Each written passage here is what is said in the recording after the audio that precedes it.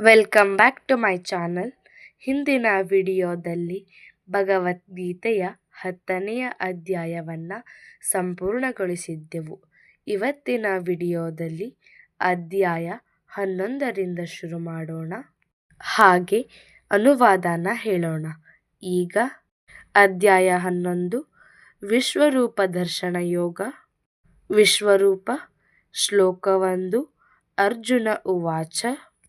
ಮದನುಗ್ರಹಾಯ ಪರಂ ಗುಹ್ಯಮಧ್ಯಾತ್ಮಸಂಜ್ಞಿತಂ ಯತ್ತ್ವಯೋಕ್ತಂ ವಚಸ್ತೇನ ಮೋಹೋಯಂ ವಿಗತೋ ಮಮ. ಈಗ 1ನೆಯ ಶ್ಲೋಕದ ಅನುವಾದ.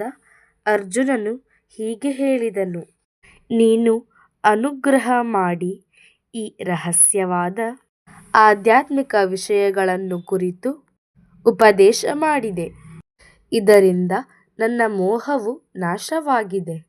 ಈಗ ಶ್ಲೋಕ 2. ಭವಾಪ್ಯೌ ಹಿ ಭೂತಾನಾಂ ಶ್ರುತೌ ವಿಸ್ತರಶೋ ಮಯಾ ತತ್ವಃ ಕಮಲಪತ್ರಾಕ್ಷ ಮಹಾತ್ಮ್ಯಮಪಿ ಚಾವ್ಯಯಂ. ಈಗ 2ನೆಯ ಶ್ಲೋಕದ ಅನುವಾದ. ಕಮಲನೇತ್ರನೇ, ಪ್ರತಿಯೊಂದು ಜೀವಿಯು ಹುಟ್ಟು ಮತ್ತು ಸಾವಿನ ವಿಷಯವನ್ನು ನಿನ್ನಿಂದ ವಿವರವಾಗಿ ಕೇಳಿದೆನು.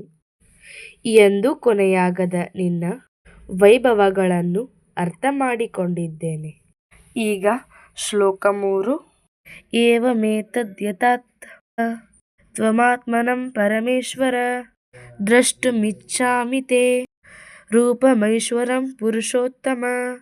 ಈಗ 3ನೆಯ ಶ್ಲೋಕದ ಅನುವಾದ. ಪರಮಪ್ರಭುವೇ, ಪುರುಷೋತ್ತಮನೇ, ನೀನು ನಿನ್ನನ್ನು ವರ್ಣಿಸಿಕೊಂಡಂತೆ ನಿನ್ನ ವಾಸ್ತವ ಸ್ಥಿತಿಯಲ್ಲಿ ನನ್ನ ಮುಂದೆ ನಿನ್ನನ್ನು ಕಾಣುತ್ತಿದ್ದೇನೆ. ಆದರೂ ನೀನು ಈ ವಿಶ್ವದ ಅಭಿವ್ಯಕ್ತಿಯಲ್ಲಿ ಹೇಗೆ ಪ್ರವೇಶಿಸಿರುವೆ ಎಂದು ಕಾಣಲು ಬಯಸುತ್ತೇನೆ. ನಿನ್ನ ಆ ರೂಪವನ್ನು ನೋಡಲು ಬಯಸುತ್ತೇನೆ. ಈಗ ಶ್ಲೋಕ 4. ಮನ್ಯಸೆ ಯದಿ ತಚ್ಚಕ್ಯಂ ಮಯಾ ದ್ರಷ್ಟಮಿತಿ ಪ್ರಭೋ ಯೋಗೇಶ್ವರ ತತೋ ಮೇ ತ್ವಂ ದರ್ಶಯಾತ್ಮಾನಮವ್ಯಯಂ. ಈಗ 4ನೆಯ ಶ್ಲೋಕದ ಅನುವಾದ. ಓ ಪ್ರಭುವೇ, ಯೋಗೇಶ್ವರನೇ, ನಿನ್ನ ವಿಶ್ವರೂಪವನ್ನು ನಾನು ನೋಡಬಲ್ಲೆ ಎಂದು ನೀನು ಭಾವಿಸಿರುವೆಯಾದರೆ ಆ ನಿನ್ನ ಅಪರಿಮಿತ ವಿಶ್ವರೂಪವನ್ನು ತೋರಿಸು. ಶ್ಲೋಕ 5. ಶ್ರೀ ಭಗವಾನ್ ಉವಾಚ.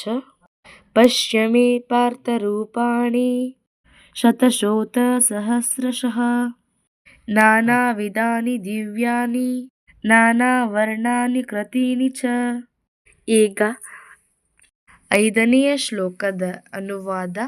ದೇವೋತ್ತಮ ಪರಮಪುರುಷನು ಹೇಳಿದನು: ಪ್ರತೇಯ ಮಗನಾದ ನನ್ನ ಪ್ರೀತಿಯ ಅರ್ಜುನ, ನನ್ನ ಸಿರಿಗಳನ್ನು ಕೋಟ್ಯಾಂತರ ವಿವಿಧ ದಿವ್ಯ ಮತ್ತು ಬಹುವರ್ಣೀಯ ರೂಪಗಳನ್ನು ನೋಡು.